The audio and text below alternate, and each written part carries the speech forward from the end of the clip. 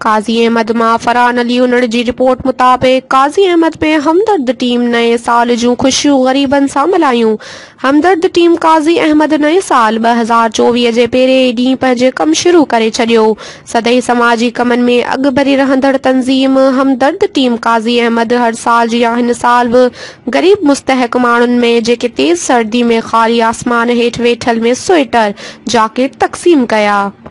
मटियारी मां रहमदिल मक्सी जी रिपोर्ट मुताबिक़ Maksi working committee Sindh जे सदर जमालुद्दीन मक्सी पारां बिरादरी के एक प्लेटफॉर्म ते मुतहद करण ऐं कमेटी में शामिल करण लाइ मुख़्तलिफ़ ज़िलनि जो दौरो करे मुलाक़ातूं कयूं। लालकानी कंब शहदाद कोट समेत हाकिम शाह बहराम ख़ुबो सईद खान कच्ची पुल ऐं मुख़्तलिफ़ ॻोठनि में मक्सी बिरादरी सां तालुक़ रखंदड़ मुअज़्ज़िज़िन सां मुलाक़ातूं कयूं। इन मौक़े ते रईस ख़ादिम हुसैन मक्सी, रईस ग़ुलाम शबीर मक्सी, रईस माशूक मक्सी, अली बख्श मक्सी, अली मक्सी, माशूक अली मक्सी ऐं ॿिया बि गॾु मौजूद हुआ।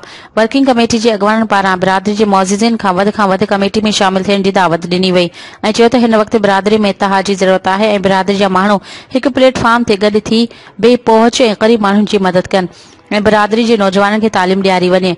जमालुद्दीन मक्सी जो वधीक चवणु हो त जल्द बिरादरी जो गॾियल तौर ते कन्वेंशन कोर्ट ठाही वेंदी जंहिं में वर्किंग कमेटी में मुअज़्ज़िज़िन खे शामिल कयो वेंदो। इन मौक़े ते मुअज़्ज़िज़िन अब्दुल समद मक्सी, नादिर मक्सी, ग़ुलाम हैदर मक्सी, अल्लाह ॾिनो मक्सी ऐं ॿियनि पारां मक्सी वर्किंग कमेटी अॻवाननि खे हर मुमकिन साथ जो यकीन ॾियारियो वियो। कोराई जी रिपोर्ट मुताबिक़ मोरो 2023 जी पुॼाणी 2024 साल जी शुरूआत ते मुख़्तलिफ़ जॻहुनि ते मट कचहरियूं ऐं ॿिया रंगारंगी प्रोग्राम थी गुज़रिया। हिते 10 सालनि खां पोइ क्लास फेलो दोस्तनि जी गॾिजाणी भरपूर नमूने थी हिन कचहरी में कराची, हैदराबाद, इस्लामाबाद खां कई आयल दोस्तनि जी ज़बरदस्त शिरकत रही। मोरो जे मेज़बान क्लासमेट ज़फ़र मेमण, सेठ जमाल, राना नवाज़ आयल महिमाननि खे बहिकार कयो। समूरनि दोस्तनि हिक ॿिए खे सिंध जी सोखड़ी अजरक पाराया। राग रंग जी महफ़िल थी।